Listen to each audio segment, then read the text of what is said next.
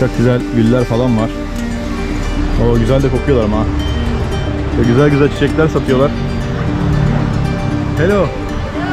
How are you? Yerel insanların yaşadığı yerlere girdim. Şimdi görüyorsunuz abi burada. Öyle ağır bir koku var ki. Büyük bir çöp konteyneri. Çöplerini falan atmışlar buraya. İşte böyle hijyenik bir yer değil. Böyle plakacılar var. Motor plakaları, araç plakaları falan çakıyorlar. Çok ilginç bir şey. Burada bu şekilde istediğiniz gibi bir plaka yaptırabiliyorsunuz. Böyle müze ayarında bir şey yapmışlar sanırım. Sergiliyorlar. Diğer tarafta arkamda şu an sesi duyuyorsunuz belki. Herkese selam. Bugün Endonezya'nın çok farklı bir yerinden evlerinize misafir oluyorum. Bugün Semarang şehrindeyim. Semarang şehrinin nüfusu 2010 yılının verilerine göre 1,5 milyon olduğu söyleniliyor. Ve Endonezya'nın 4. en büyük şehri unvanına sahip Semarang şehri. Şimdi Semarang şehrinde Old Town denilen yerdeyim. Yani ilk kurulduğu yerdeyim. Tabii daha sonra zamanla bu şehir büyümüş, genişlemiş ama şu an Old Town yani eski şehir olan yerde biraz gezeceğim. Semarang şehrini biraz keşfedelim. Hep birlikte Semarang şehrinin içinden geçmeye gidelim.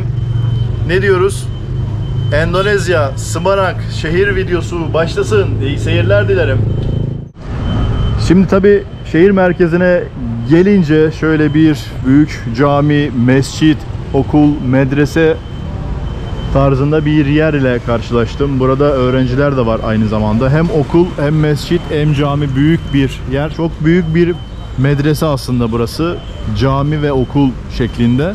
Aynı zamanda sağlı sollu dükkanlar falan da var. Hediyelik eşya satış yerleri. Onun gibi. Şimdi şehir içerisinde farklı noktalara da ulaşacağım. Biraz daha böyle merkeze doğru girmeye başladım. Buradan dışarı doğru çıkıyoruz. Şöyle. Evet, şehir merkezine doğru adım adım yaklaşıyorum. Evet, şehirde gezmeye devam ederken şöyle Mandiri isminde bir bankanın, sanırım burası genel müdürlüğü, Semarang şehrinde. Mandiri isminde bir banka. Evet, biraz daha böyle şehir içerisine girmeye başladık. Bakalım nelerle karşılaşacağız. Böyle mimari falan dikkatimi çekiyor. Bazen ilginç anlar yakalıyorum. Onları da size göstermek istiyorum mimari anlamda. Şehir içerisinde bakalım nelerle karşılaşacağız daha. Evet, şimdi bu arkadaşlar da aslında nereye mekan açacaklarını çok iyi biliyorlar. Endonezya kahve yetiştiriciliği konusunda gerçekten çok iyi. Ondan dolayı kahve meyvelerinin kalitesi zaten tartışılmaz. Sanırım ki ondan dolayıdır bu marka burayı tercih ediyor. Evet, burada yine eski bir yapı. Şöyle duvarlarından falan gördüğüm kadarıyla sanırım içeride bir yaşam belirtisi yok, yaşayan yok gibi. Tabi bilemiyorum. Şu an giren çıkan yok binaya. Oldukça eski bir bina. Ama bayağı bir heybetli. Böyle çatısına falan bakınca. Şimdi az önce içi boş, yaşam belirtisi yok dediğim binanın içerisine girdim. Bir çalışmalar falan var böyle, tadilatlar falan var. Biraz böyle kapalı çarşı ayarında bir yer. Ona benzeyen bir yer. Şöyle birkaç tane işletme var içeride. Mekan var. Şöyle küçük market gibi bazı ürünlerin satıldığı bir nokta. Onun haricinde pek bir şey yok ama bir tadilat var. Muhtemelen üst katlarda herhalde bir dükkanlar falan da var. Ama içeride çok ağır bir nem, rutubet kokusu var. O yüzden konuşurken bile zorlandım. Çıkıyorum şimdi. Evet, duvarlardan da anlaşılacağı gibi çok fazla nem, rutubet almış bir bina. Evet, şimdi şehir merkezine yaklaştım. Her yerde olduğu gibi bakın şöyle seyyarlar, böyle plakacılar var. Motor plakaları, araç plakaları falan çakıyorlar. Çok ilginç bir şey. Burada bu şekilde istediğiniz gibi bir plaka yaptırabiliyorsunuz. İstediğiniz şekilde, desende görüyorsunuz. Farklı farklı tabela yapanlar falan var, böyle plaka yapanlar var. Semarang şehrinde işleyiş bu şekilde. Bakın şöyle tabelalara, ışıklı tabelalar da yapıyorlar bu arkadaşlar. Plakalar yapıyorlar ışıklı. Gayet güzel. Şöyle mühürler falan yapıyorlar. Ve ilginç. Seyyar olarak bu işler burada bu şekilde yapılıyor demek ki. Şöyle ufak bir tur atayım. Dikkatimi çok çekti burası. Sağlı sollu böyle. Aynı zamanda varung yemeği satanlar, yani aslında halk yemeği diyelim biz buna. Esnaf lokantaları bunlar. Halka hitap eden yerlerden bir tanesi. Şöyle bakın. İşte tavuklar vesaire. Tabi buralardan yemek yerken biraz dikkat etmek lazım. Zehirlenme ihtimaliniz var. Çünkü mideniz çok fazla alışkın değildir muhtemelen ilk defa yiyecekseniz. Mideyi alıştırmak için en başta böyle azar azar yemek gerekiyor bu yemekleri. Bir anda böyle bir şeyi çok fazla sevdiğiniz bir yemek bile olsa yerseniz yağından, tozundan, toprağından mutlaka etkilenirsiniz. Evet, bu durian meyvesi. Tadı çok güzel, kokusu çok kötü bir meyve. Şu an inanılmaz kokuyor ya, böyle ağır bir koku var. Şarap gibi.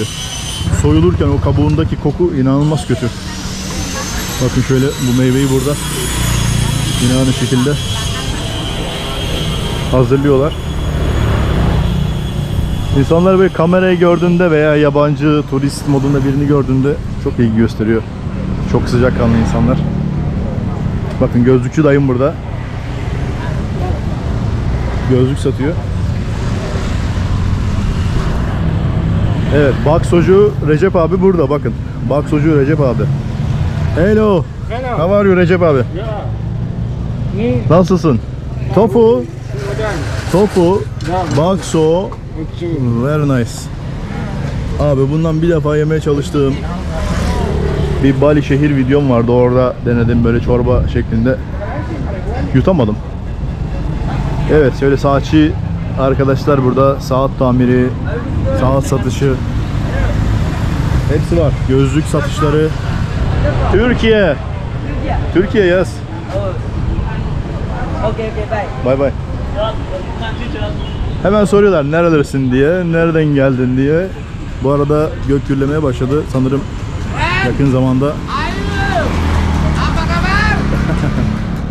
sanırım yakın saatlerde bir yağmur bizi bekliyor. Olsun, en azından bugün hava daha serin. Yağmura yakalanmadığım sürece sıkıntı yok. Yakalansak da problem yok. Şöyle gözlükçü arkadaşlar. Buradan ufak bir tur attık böyle sizinle. Gayet güzel. Evet, saat tamirleri yapan arkadaşlar. Saat pili değiştiriyorlar. Çakmak gazları. Gördüğünüz üzere. Bakın bu tüpten böyle direkt çakmağı dolduruyor bu arkadaşlar. Oo, silah bile satıyor bu arkadaşlar. Neler var daha. Şimdi dönelim böyle. Hello. Kamerayı gören hemen dikkatini çekmeye çalışıyor böyle. Şimdi burası neymiş abi? Post Endonezya diyor ama postane, evet. Endonezya, Semarang'da, Semarang şehrinde bir postane. Semarang şehri dediğim gibi Java adasında bulunuyor. Ve Endonezya'nın 4. büyük şehri ünvanına sahip. Burada biraz sistem farklı. Böyle eyalet sistemleri falan var Endonezya'da. Kontrol mekanizması biraz farklı gibi geldi bana. Her bölgenin yönetimini neredeyse kendilerine bırakmışlar. Tabii genel bir otorite var. Endonezya'nın hükümeti tabii ki de var ama kontrol edebilmek adına muhtemelen böyle bir yöntem seçmişler. Daha rahat kontrol edildiğini düşünüyorum. Çünkü Endonezya'da 17.000'nin üzerinde ada var. Bunlar yılın bazı zamanları suya gömülüyor. Tabii hayat olmayan yerler bunlar. İnsanların yaşamadığı yerler. Bazı zamanları sudan tekrar çıkıyor gel git sebebiyle. Yaklaşık bir 3000-4000 ada kayboluyor ve tekrar geliyor. Tabii böyle bir ülkeyi yönetebilmek de muhtemelen zor olacaktır. Ondan dolayı da biraz daha böyle eyaletlere, otonom yönetimlere, şehirlere bırakmışlar. Değişik bir sistem. Umarım anlatabilmişimdir. Benim anladığım kadarıyla durum şu an bu. Semarang şehrinde biraz yürümeye devam ediyoruz şu an. Old Town denilen yer şu an karşımda. Şehir merkezi dedikleri nokta. Şimdi geldik buraya, bakalım nelerle karşılaşacağız. Evet. Şu dayıları görüyorsunuz. Evet. Burada da bir şöyle kirli pis bir nehir var. Balçık gibi, bataklık gibi şu an. Sağdan soldan gelen, böyle kanalizasyondan gelen sular buraya akıyor. Üstü de açık bir şekilde. Biraz da koku var böyle bayağı bir. Şimdi yürürken şöyle bir yere denk geldim. Bunun çevirisine baktım Endonezya. Rumah Pompa Tavank yazıyor. Pompa evi diye geçiyormuş burası. Muhtemelen evlerdeki böyle atık suları buraya çekiyor, buraya pompalıyor diye tahmin ediyorum. Şöyle bir toplanma alanı gibi, suyun, kirli suyun. Öyle gördüm. Enteresan bir yer. Şehrin tam ortasında böyle kirli pis bir gölet gibi bir yer. Nehir de değil aslında burası. Değişik, ilginç geldi bana da. Şimdi biraz yürüyelim şöyle. Biraz da koku da var açıkçası. Ve şöyle de açık bir yer, yani merdivenler falan var. Diyor ki balık tutmak burada yasak. Zaten buradan balık tutarsanız abi geçmiş olsun diyelim. Bunu neden böyle bırakmışlar? Açık olarak bırakmışlar. Yani burada canlılar falan da düşebilir. İnsanlar düşebilir, hayvanlar düşebilir aşağı doğru. Değişik ve ilginç bir durum söz konusu bence. Evet, burada bir beyefendinin heykeli var. Bir komutan sanırım bu. Şimdi bu arkadaşlara sordum. Bu president'mış. Buranın başkanıymış ama hangi başkanı tam olarak ben de anlamadım. Şöyle bir heykel yapmışlar. Şimdi karşımda da bir tren istasyonu gibi bir yer var. Birazdan oraya da bakalım. Eski bir tren duruyor orada. Bir istasyon gibi sanırım. Evet, şimdi az önce gösterdiğim bir tren var. Böyle lokomotif diyorlar buna sanırım. Evet, lokomotif. Şöyle bir yazısını gördüm. İlginç. Buraya böyle müze ayarında bir şey yapmışlar sanırım. Sergiliyorlar. Diğer tarafta arkamda şu an sesi duyuyorsunuz belki, bir tren istasyonu var. Bakın şöyle gördüğünüz üzere kedicik yağmurdan saklanmaya gelmiş buraya. Şu lokomotifle alakalı biraz bilgiler aktarmışlar ama Endonezya. Şimdi çeviremedim tam olarak. Sanırım 50 kilometre hız yapan, 1962-63 yılında üretilmiş veya kullanılmış bir tren. Anladığım kadarıyla kullanılmış, evet. Buradan şöyle tren istasyonuna doğru bir giriş yapacağız. Şimdi burada tren istasyonuna geldim. Bakalım içeri bir girelim. Şöyle nasıl bir ortam. Bu tür tren istasyonlarını ben çok seviyorum. Böyle ortamı, atmosferi çok güzel. Buna benzer bir tren istasyonu vardı Kiev'de, Lviv'de, Ukrayna'da. Çok beğenmiştim mimari yapısını. O yüzden böyle tren istasyonları gördüğümde mutlaka içeri girip gözlemliyorum. Şöyle bakın. Evet, şimdi bu tren istasyonundan dışarı doğru çıkalım. Bakalım nelerle karşılaşacağız. Bu arada yağmur yağmaya başlamış. Biraz herhalde beklemem gerekecek. Şehrin yine farklı noktalarına birlikte ulaşalım, birlikte gözlemleyelim. Evet, burada yine bir KFC restoranı. Her zamanki gibi. Asya'da bu KFC restoranlarını sık sık görüyorum zaten. Ve oldukça ilgiyle takip ediliyor bu restoranlar. Çok sık tercih ediliyor. Abi şimdi yol üstünde giderken böyle çiçekçi ablalara rastladım burada. Çiçek satıyorlar. Bakın şöyle çok güzel güller falan var.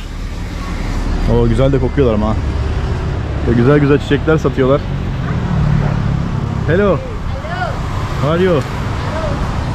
Bakalım kaç paraya satıyormuş böyle, merak ettim. Fiyat araştırması yapalım biraz. This, how much is this? Ne kadar ablam? Teyzem ne kadar bu? How much? Risan. Risan. Three? Risan. Risan. Anlamadım. Okay, thank you. Bu da böyle kolye yapıyordu burada. Oo, süper. Uçlarına böyle gül takıyorlar. Burada kolye yapıyorlar. Thank you. Lokal yerlerden bir tanesi, gayet güzel. Çok anlaşamadık ama olsun. Evet arkadaşlar, şimdi Semarang sokaklarında biraz daha böyle ara sokaklara girdim aslında. Daha böyle lokal yerlere girdim. Yerel insanların yaşadığı yerlere girdim. Şimdi görüyorsunuz abi, burada böyle ağır bir koku var ki. Büyük bir çöp konteyneri. Böyle çöplerini falan atmışlar buraya. İşte böyle iyicelik bir yer değil. Bayağı bir ağır kokuyor. Buraya muhtemelen çok fazla turist gelmiyordur diye tahmin ediyorum. Hiç turist görmedim burada çünkü bu şehirde. Şimdi buradan ilerlemeye devam edelim. Farklı bir noktaya doğru. Şimdi dediğim gibi burada varungçular. Burada çok fazla var yani, bu tablotçu yemekleri gibi olan yerler her yerde neredeyse. Ve halk sanki evinde hiçbir şey yemiyormuş gibi sürekli burada yiyip içiyorlar.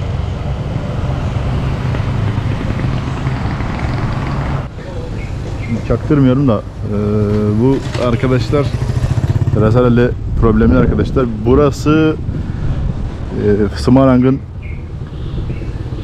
ne diyorlar ona, favela kısmı, yani böyle biraz daha suç oranlarının yüksek olduğu bir kesim diye biliyorum. Biraz araştırmama göre bu şekilde bir bilgi edindim. Az önce de yukarıdan zaten böyle polis helikopterleri falan geçip bir şey yapıyorlar. Test ediyorlar böyle. Biraz daha alçak uçuştan yapıyorlar. Şimdi dediğim gibi burası Semarang'ın daha böyle suç oranlarının yüksek olduğu, fazla güvenli olmayan yerlerinden bir tanesiymiş öğrendiğim kadarıyla. Buranın içerisinde bulunmuş olduğum, artık biraz daha dikkat etmem gerekiyor. Abi yürürken şimdi çantamı önüme aldım. Ne olur ne olmaz diye. Şimdi geçerken de sağdan soldan çok böyle farklı farklı bakıyorlar, değişik değişik bakıyorlar. O yüzden daha dikkatli olmam lazım. Şimdi buradan umarım sorunsuz, sıkıntısız bir şekilde uzaklaşmış olurum. Bir taraftan da telefonu çıkartmak zorundayım. Haritalara bakıyorum. Buradan uzaklaşmaya çalışıyorum. Şimdi buradan böyle devam edelim abi. Evet, sanırım bu lokal halkın yaşadığı, yerel halkının yaşadığı yerlerden biraz uzaklaştım gibi.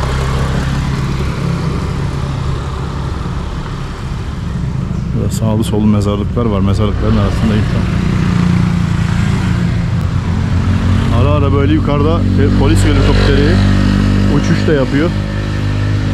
Böyle alçak uçuş yapıp aşağıyı kontrol mü ediyorlar bilmiyorum. Belki aşağı biraz daha böyle gözdağı mı derler, bir sıkıntı olmasın diye muhtemelen. Evet arkadaşlar, şimdi Semarang şehrinde yürürken, şehir içerisinde kaybolmuşken şimdi bir sokağa denk geldim böyle. Bu sokak böyle varungçuların olduğu bir sokak. Yani varung yemekleri satan mekanlar bunlar. Böyle seyyar gibi. Şu sıra gördüğüm kadarıyla böyle, hatta sağlı sollu gibi varung yemekleri satıyorlar. Endonezya mutfağına ait. Görüyorsunuz mekanlar dolu. Bu noktalarda aslında çok uygun fiyata yemek yiyebiliyorsunuz. Tabii zehirlenme garantili bir yemek diyebiliriz. Bir ihtimal var tabii her zaman için. Aslında zehirleme demeyelim de şöyle bir durum söz konusu. Kullandıkları yağlar işte kullandıkları malzemeler bizlerin belki çok fazla metabolizmasına uygun olmadığı için, bağırsak florasına uygun olmadığı için vücut bir tepki gösterebiliyor. Bununla alakalı ben de ilk Endonezya'ya geldiğimde sıkıntı yaşamıştım. Bir süre sonra vücut buna alışıyor. Bağışıklık kazanıyor. Ama denemenizi yine tavsiye ederim. Azar azar yiyip vücudunuzu alıştırabilirsiniz bunlara. Hep görüyorsunuz böyle sağlı sollu şu mekanlar. Varungçular, bunlar bakso diye geçiyor. Baksocular bunlar. Burada severler baksoyu, bilirsiniz. Tavuk köftesi, sulu köfte gibi. Bu neymiş abi? Bu da salata tarzında bir şey herhalde. Tofu ile yapılıyor. Hello. Çocuklar da var burada. Evet, kamerayı gördüklerinde çok ilgi gösteriyor arkadaşlar. Seviyorlar kamerayı. Böyle sağlı sollu dediğim gibi burada bir uçtan bir uca sürekli olarak şu mekanlar. Tabelaları görüyorsunuz. Kamerayı biraz kaldırıyorum yukarıya doğru. Sona doğru gidiyor. Ben gitmeyeceğim sona doğru. Farklı bir noktaya ulaşmak istiyorum çünkü. Şimdi bu varung yemekleri satan yeri gösterdim size. Şöyle uçtan uca bayağı bir uzun. Fakat tam böyle yanında, dibinde bir su kanalı var. Hiç de hijyenik olmayan, böyle pis suların aktığı bir su kanalı. Tam da bunun dibinde de yemek hazırlayan, yemek satan yerler. Yani ne kadar hijyenik bilmiyorum ama muhtemelen sağlığa aykırı olduğunu düşünüyorum böyle. Çok sağlıklı olduğunu düşünmüyorum bu yemeklerin burada. Çünkü gerçekten çok ağır kokuyor bu su kanalından akan su. Yağmur suları olabiliyor, kanalizasyon atıkları olabiliyor. Gerçekten kötü bir su. Ve şöyle karşısında da yemek satan arkadaşlar. Yani burada çok fazla hijyen aramayacaksınız eğer bu tür yerlerde yemek yiyorsanız. Tabii güzel restoranlar da var. Güzel mekanlar da var. Yine Endonezya mutfağına ait yemekler yapanlar. Bunların fiyatı da ortalama bu arkadaşlara göre 3 katı daha fazla olabiliyor. Şu an bu ara sokaklarda ilerlerken Semarang'da şöyle enteresan bir yere denk geldim. Böyle burada da bir Kur'an kursu var. İçeride muhtemelen bir Kur'an öğretimi var. Şimdi böyle bir rampa var abi. Bu rampanın sağında, solunda, her yerinde şeyler var böyle. Renkli renkli boyanmış evler var, bakın. Her birinde farklı farklı figürler var böyle. Şu duvarlara falan bakın. Şimdi birazdan yukarı çıkacağım. Yukarıdan bir görüntü alacağım. Ve enteresan, değişik bir yer. Şimdi bu rampayı bir çıkalım abi. Bir taraftan size buradaki renkli boyalı evlerin görüntüsünü aktarmak istiyorum. Muhtemelen üst tarafa çıkınca yukarıdan daha iyi bir görüntü çıkacak.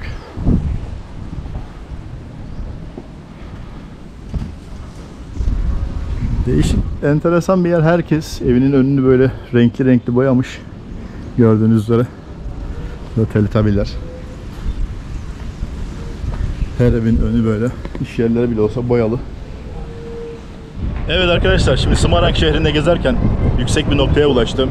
Arkamda gördüğünüz böyle bir seyir terası burası aslında. Çok güzel bir yer. Aşağıda böyle renkli renkli evlerin kapılarının bulunduğu güzel bir dar patika yoldan yukarı çıktım. Şimdi birazdan buradaki manzarayı göstereyim. Yukarıdan size Semarang şehrini biraz göstereyim istedim. Buraya insanlar çıkıyor, şu merdivenlere, buradan şehri izlemek için. Şöyle güzel bir şehir aslında. Bir taraftan lokal yapıların olduğu, bir taraftan böyle lokal insanların yaşadığı eski yapıların olduğu şu aşağıda gördüğünüz evler. Bir taraftan da yeni yapıların olduğu, şehirleşmenin olduğu, ileride görmüş olduğunuz yerler. Şöyle kocaman, çok büyük bir şehir Semarang şehri.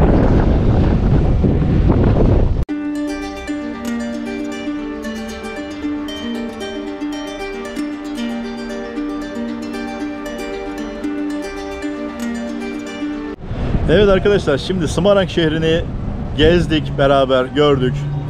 Bildiğim kadarıyla, benim de öğrendiğim kadarıyla size Semarang şehrini aktarmaya çalıştım. Size göstermeye çalıştım. Belli noktalara ulaşmaya çalıştım. Gücümün yettiğince üst taraflara çıkmaya çalıştım. Tepelere, dağlara çıkmaya çalıştım. Biraz yorucu oldu ama değdi. Bu videomun da sonuna geldik. Videomu beğendiyseniz like tuşuna basmayı, yani beğenmeyi, yorum yapmayı ve sevdiğiniz videoları da eşinizle, dostunuzla, arkadaşınızla paylaşmayı lütfen ihmal etmeyin. Ne kadar çok yorum, beğeni ve paylaşım olursa kanalım daha hızlı bir şekilde büyüyecektir. Biliyorsunuz zaten hızlı bir şekilde sizlerin de desteğiyle kanalım büyümeye başladı. Şimdi ne diyoruz? Bir sonraki güzel videolarda görüşmek üzere. Hoşça kalın.